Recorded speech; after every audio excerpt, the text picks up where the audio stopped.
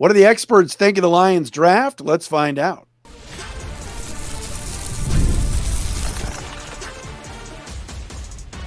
You are Locked On Lions, your daily Detroit Lions podcast. Part of the Locked On Podcast Network, your team every day. What's happening, everybody? Last day of April, a Tuesday, April 30th, and a Wednesday, May 1st. Matt Derry with you. It is Locked On Lions on the Locked On Podcast Network, your team every day. Get an opportunity to talk to Trevor Sikkema today from Pro Football Focus, our buddy that covers the NFL Draft. We will do that momentarily. First, Locked On Lions, as we welcome you in today, is brought to you by Monopoly Go. I admit it, I've got a competitive side, and I'm a big fan of Monopoly Go. It's fun to play, the mobile hit twist on classic Monopoly. So join your friends and download Monopoly Go now, free on the App Store or Google Play. Find us on Twitter at Derry Speaks, at Locked On Lions, Matt Derry Facebook fan page. And again, thank you for subscribing. Over 11,000 subscribers now on our Locked On Lions YouTube channel. We talked about all the picks yesterday and recapped. Today, let's get Trevor Sikkema with us from Pro Football Focus. Nobody better than Trev, kind of breaking down this whole thing. He's been a busy man, but joins us today. Trevor, great to see you. Matt, always good to be on with you, my friend. I appreciate you having me as always. What'd you think of what the Lions did, Trev? I didn't want to give away your grades and everything else that you put out on PFF, but you're looking at 3 days and what Detroit did. What'd you think?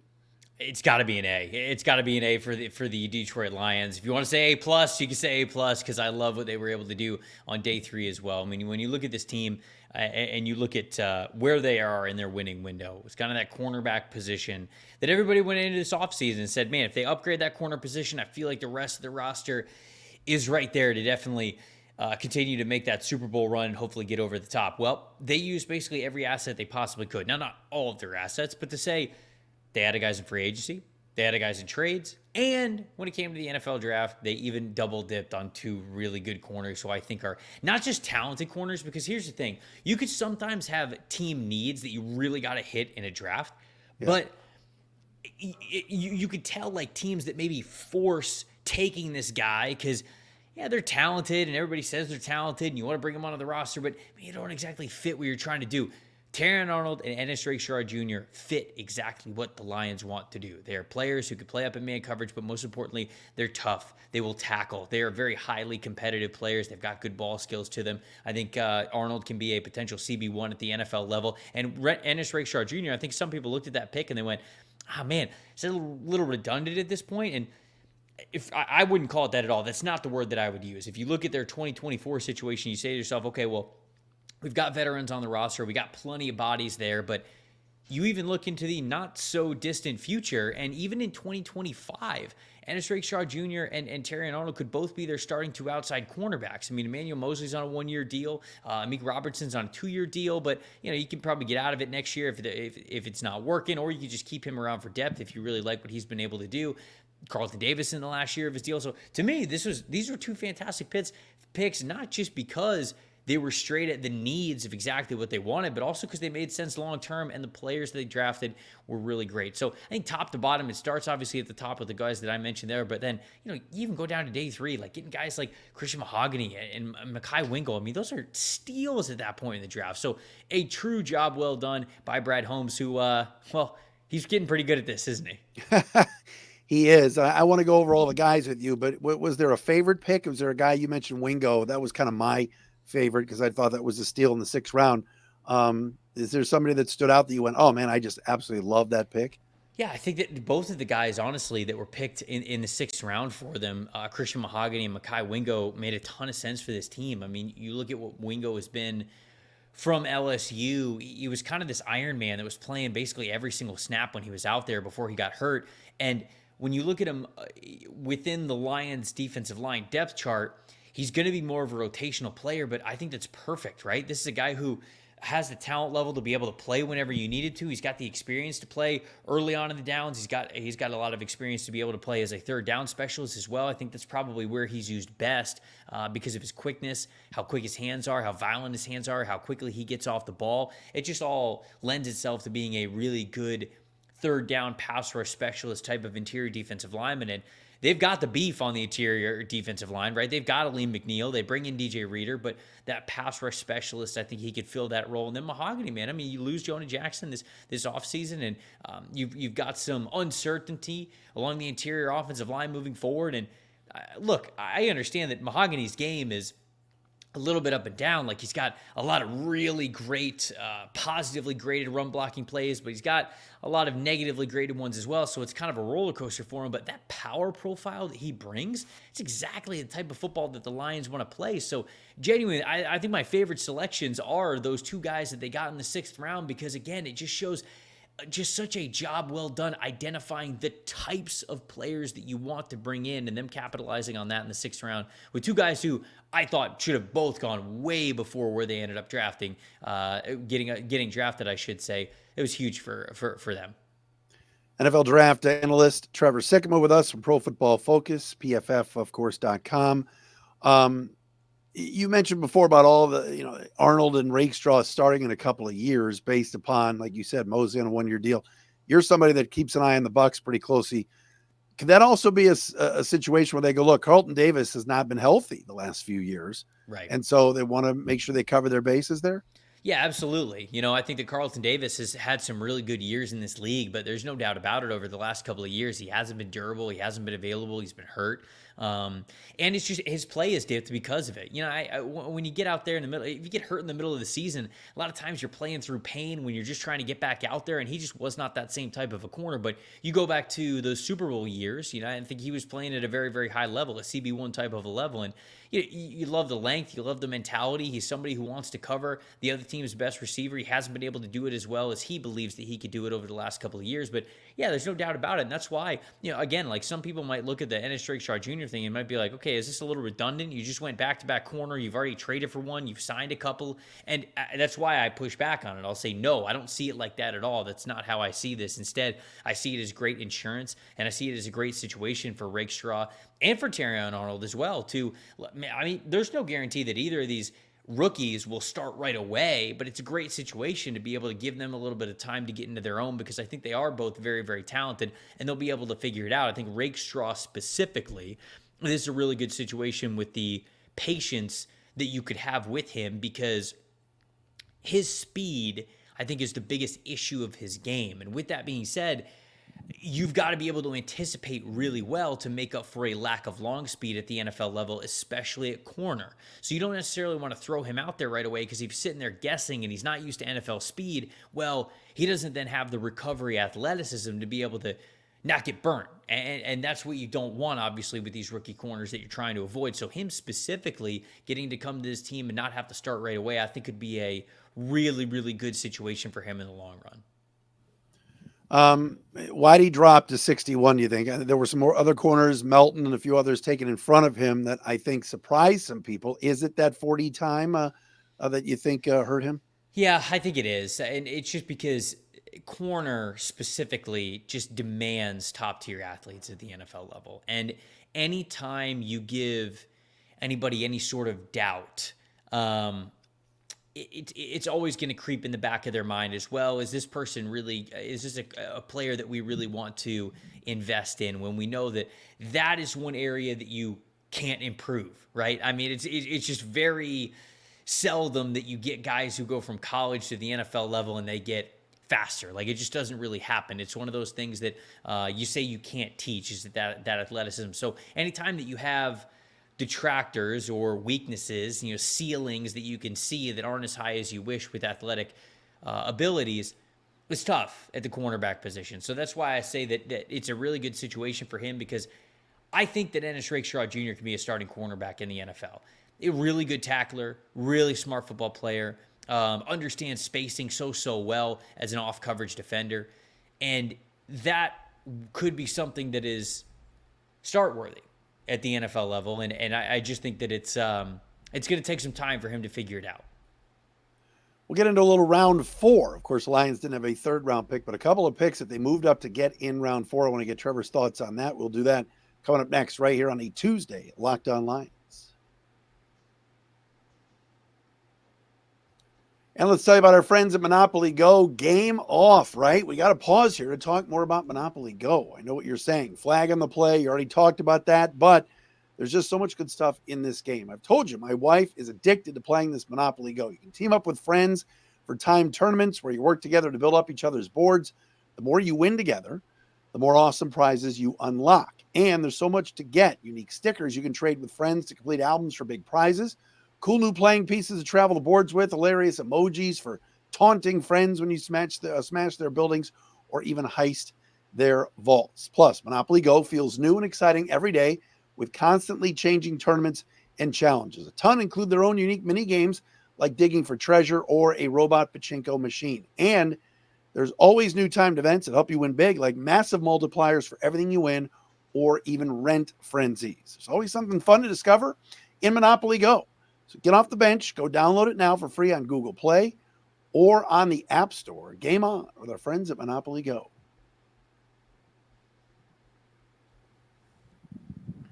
Trevor Sikkema with us, Pro Football Focus, upgraded the Lions, gave them an A. Instead, Detroit, there are some other teams in the division. We'll ask Trevor about that. I know got high grades and high marks as well. I'm interested in hearing what Trevor thinks of Minnesota because that's either like A or F, right, Trev? We'll get to that.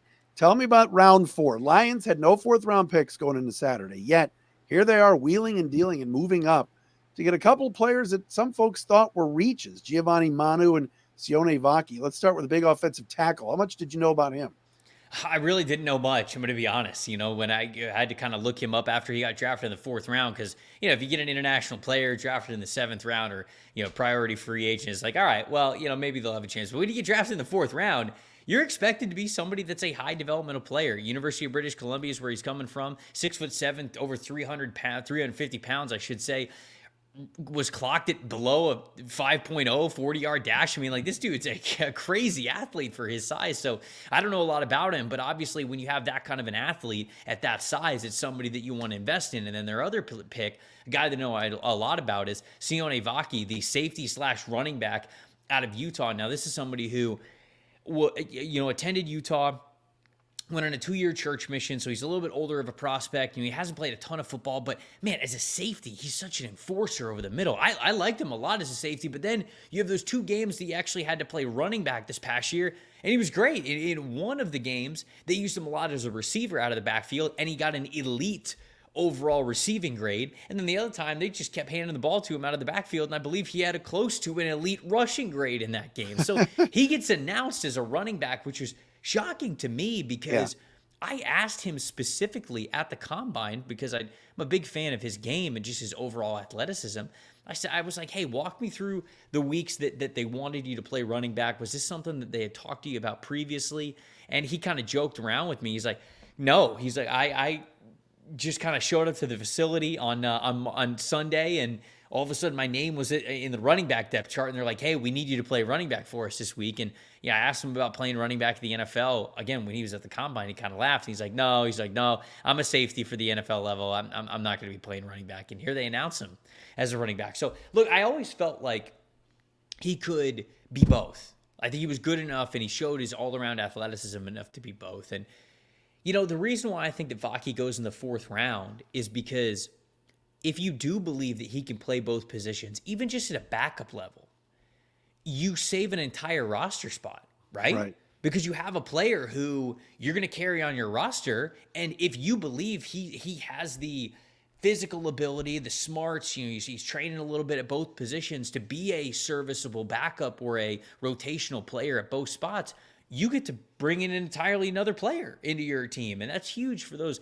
active game day rosters and those 53-man rosters that you carry throughout the season. So I can see why they prioritized him maybe a round earlier than other organizations did, because he does give you that flexibility. Where are you on? All right, maybe they could have gotten Vaki in the 6th round. Maybe they could have gotten Manu later. It's like they're trading future 3s and stuff to move up. It's almost, they're definitely in go for it mode. But how did you like kind of the trading up to get those guys? Yeah, again, they're in go for it mode, right? And I think that you said it correctly. You're in a situation where you could even go to the top of the 1st round, right? Doing some wheeling and dealing to get up to go get Terry and Arnold. And I think it's a great job by them to do that. And honestly, when I looked at the Detroit Lions draft last year, it was a lot of players that I liked, but I questioned the prioritization of how they ended up getting on the Lions roster. Well, the Lions, very clearly, it didn't matter, right? It didn't matter that they took a running back at the 12th overall pick. It didn't matter that they, took Sam Laporta all over a Michael Mayer, right? It didn't matter. They got the football players that worked well for them, and we saw incredible early return on investment. So I can sit here and say, well, from a numbers or a values perspective, they're giving up a lot to go get these guys. But at this point, genuinely, who am I to kind of question how they go up to get the players that they are clearly valuing at certain spots and certain roles as they are in a winning window and on a Super Bowl run? So to me, I just think that it matters the most that they got the right players on their team, because we saw it matter so much from last year's class that you have to give Brad Holmes the benefit of the doubt. He has earned that at this point. So it's honestly just, I felt like they were just getting aggressive for the guys that made sense for them. You mentioned before about Arnold and Rakestraw and kind of this cornerback craziness that the Lions have really been all over since free agency. The Lions, Brad Holmes had said, we have those two guys as graded as our top two corners, even ahead of a guy like Quinyon Mitchell. How did you grade out the corners, and where were the guys that the Lions got in your mind, maybe top 5, top 10? Yeah, I don't know. Look, I think a lot of GMs say that. Yeah, oh, yeah. Again, like I just said, we got to give Brad Holmes the benefit of the doubt, and he's a fantastic GM at drafting. But I don't know, to say that Rakestraw and Terrion were your two top corners. I guess it can't be too far fetched, because again, when I think about, I do a lot of research on teams before the draft, because I don't just do mock drafts, for fun. They are fun for me, but at the end of the draft cycle, I really am trying to be very accurate. I'm trying to predict exactly where these guys are going to go. And just listening to the Lions coaching staff, I would say, over the course of this offseason, very clear that they have a type when it comes to any defensive player, but specifically their corners. Toughness, competitiveness, and tackling were the three words that I continued to hear from Lions coaches about the types of secondary players that they gravitate towards. Terrion Arnold isn't afraid to come up and tackle you. He's not. He's not afraid to get up in your grill. He's one of the most competitive players that we had in this class. And like I mentioned, Ennis Rakestraw Jr., I think Cooper DeJean's probably the only other corner that tackled better than him. And it's just because he's got a little bit more weight to him, right? So I think that if you're looking at just pure tackling corners, I think that Rakestraw would be close to the top of the list. And maybe they just love Rakestraw's football IQ as well. So look, I would be interesting if you had Rakestraw Jr. graded above a guy like Quinyon Mitchell or a guy like Cooper DeJean. But again, for exactly what the Lions want, it's not really far from the things that they've said leading up to the draft. So I don't know if I believe that he was their CB2, but he could have been very well in that first tier of corners that they really wanted to come away from. Because you got to think about this too. The draft is over 250 players long. A lot of teams have like 60 to 70 players on their board, right? They identify the players that will fit what they want to do. And so when you do that, when you condense the draft class down to 60 to 75 guys, you are weeding out a ton of players. And as shockingly as it might be, that might be some of these top players that end up going in the first round to some other teams, but they just wouldn't fit there. And the Lions, for as much success as they have had, very clearly have a type of player that they want. They gravitate towards them. They will draft them wherever they think they need to get them on their football team. So, hey, you know what? Maybe they did have Ennis Rakestraw Jr. as their CB2. I could see a world where it's possible, but, I just think it's so different from every team to team. And I'll say this about Terrion Arnold. What a great kid. I mean, the interview with Stacey Dales at the Combine, grabbing the microphone in Detroit and kind of just playing the crowd a little bit. Talk about a culture fit. He just looks like a guy that's going to just be easily beloved in that locker room, 100% agree with you. I love it. I absolutely love it. All right. More with Trevor. We got to do one more break. Then when we come back, I want to hear about the division. I want to hear what he thinks of the Bears. People crowning the Bears. All of a sudden, the Bear bandwagon is filling up. We will talk about that coming up next as well here on Locked On Lions. But first, you know this, everybody. NBA playoffs going on, NHL playoffs, baseball's in full swing. Tigers playing 2 today.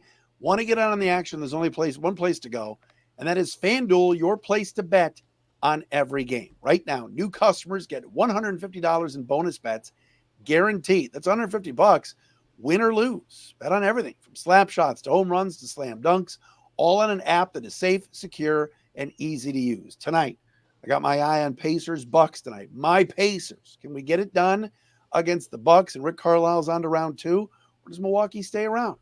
Want to put some money down on the game? Check out what they have at FanDuel. What are you waiting for? Visit FanDuel.com/LockedOn and make your first bet an automatic win. FanDuel, America's #1 sportsbook.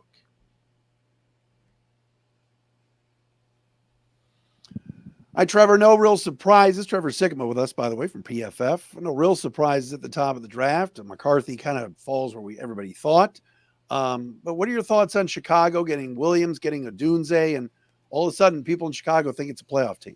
Yeah, look, I could definitely see Chicago being a playoff team. Now, look, they're rookies. They haven't played in the NFL yet, and I think that you don't want to jump the gun too much, but a lot of the rest of that Bears team was ready to compete. Now, that's not to say they were the best in the world at every single spot, but they were good enough, especially in the NFC, to compete for a playoff position. They just didn't have the quarterback to do it. Now they do, and now they upgrade the wide receiver room even more. They bring in Keenan Allen. They bring in Romo Dunze. They've got Cole Kmet. You've got good running backs now. You got a solid offensive line, and you added even Kieran Amagaji, from Yale, who I think could be a really good swing guard tackle player for you. It's a defense that was borderline top 10 last year, depending on kind of what metrics and what stats you were looking at. So I absolutely think that this team is not unrealistically dreaming too high to say to themselves, hey, let's make the playoffs next year. I really do think that that is something that is a reality. But of course, when it comes to who's going to win the division, I don't think that they're as close to where the Lions are. And I think that that's still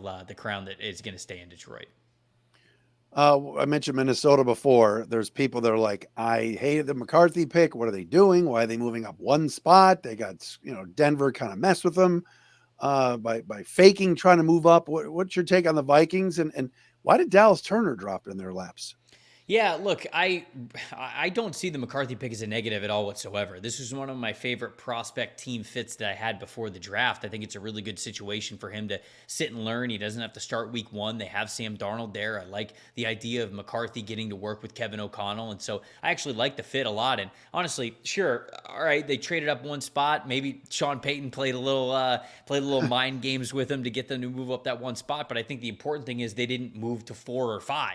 Right? Because that's what a lot of people had them doing in the mock drafts before the draft began, is trading multiple first-round picks to move up to number 4 or number 5 to make this happen. And instead, they kind of sat back, were patient about it, let the board come to them, and they only had to move up one spot to go get McCarthy. So I like that. And look, I think Dallas Turner is immensely talented, but he is still somebody who, when it comes to pass rush win rate consistency, overall pressure consistency, like it's all still a work in progress for him. And I understand that you watch the combine and you go, hey, well, that's the kind of player that we would want to take a chance on. And absolutely, I can totally see that from them. But there's a reason why he was not a surefire top 10 pick like we said that he was going to be. I still think he could have been a threat to go number 8 overall to the Falcons if they wouldn't have picked a quarterback there. But, him lasting to 17, I just think the pass rushers overall lasted a little bit longer than I thought that they would have, with Latu going 15 and then Verse going 19. So that run of those top 3 pass rushers in the draft just ended up being a little bit later than we thought. But, hey, the Vikings saw their guy and they jumped up from 23 to go get him. Give me your thoughts on Green Bay's draft. Kind of old school, going like the linebacker and the safety, but they added a lot of athleticism on that defense, didn't they? Yeah, no, and I think that's really the only big complaint I have about the Packers is they draft Jordan Morgan, who I think is probably going to be a guard for them, over Graham Barton, who I think would have been the better interior offensive line player. Now, Brian Gutekunst, the general manager in Green Bay, he's certainly got a type of offensive lineman. It's those guard, tackle, versatile players. And I think Morgan has more tackle versatility than Barton did. So it's sort of just, it's very Gutekunst-esque to pick that player over Barton. But Javon Bullard, I think, is going to be a great addition to their secondary as a nickel defender, can free up Jair Alexander. I think Edgerrin Cooper can start right away, right next to Quay Walker. So you got a lot more athletic in that area. And, you draft Tyron Hopper a little bit after that. I like Marshawn Lloyd as a complement to Josh Jacobs as well. So a lot of just good football players that I feel like the Packers were able to draft. And when you got what you think is the answer in Jordan Love at quarterback, it makes sense that you're just kind of supplementing it with these different additions throughout the roster. So it's very par for the course for what we felt like the Packers were going to do, but it was a good draft. What's the biggest head scratcher? Was it Atlanta at 8, or were there a group of picks that you just said, what is this team doing? No, it has to be Atlanta. That definitely has to be it, because I could see a world where the Penix selection works out, but there's a lot more realities, a lot more plausible realities where you sit here and a year from now, maybe not even a year from now, 6 months from now, you sit here scratching your head and go, well, sure would have been nice if we had a pass rusher that we drafted at number 8, or sure would have been nice if we had a corner that we drafted at number 8, because that's the thing, man. This team needed corners. They come out of this draft, they don't even really draft one. So if this team gives up a lot of passing yards per game, a lot of people are going to point the finger at that number 8 overall pick. Could have had the number 1 corner in this draft. Could have even traded back and got the number 1 corner in this draft. So the Penix selection got to be the biggest head scratcher to me. And what was it, the Raiders and Niners? I know a lot of people were blasting what they were doing. Did you agree with that assessment? I look at the Raiders and I say, okay, well, you were kind of in a tough spot anyways, right? I mean, they weren't going to – I didn't love the idea of them trading all the way up for a quarterback because they were at 13 and it was going to be such a high price for them to do that. And instead, they just, they take a player that I had rated in the top 10 at number 13, and they take another player who I had in the 20s at number 44 in Jackson Powers Johnson. So it wasn't exactly the draft that I thought for the Raiders, but it's hard for me to criticize it too much because I think they got really good football players with those first 2 picks. Now, the Delmar Glaze pick in the 3rd round had a big-time reach for me, but after that, it was kind of a solid draft for the Raiders. And then, 49ers, you take Pearsall because I think you want that flexibility with whatever they're going to do with Deebo Samuel or Brandon Ayuk. And I think that it was true that they've been on the phones a little bit trying to get a deal done with one of those guys, and either to have them get a really good value for him coming back, or really get a contract deal done with him. So I understood it, but again, I like the Renardo Green pick as well. I like the Dominic Pooney pick as well. So maybe a little bit redundant at wide receiver right now, but it was more of a long-term pick for a team that is clearly already in a winning window. So they're doing things pretty good. Trev, great to see you. Thanks so much for doing this as always. We always love your insight, and we'll talk again soon. Appreciate it, Matt. Anytime.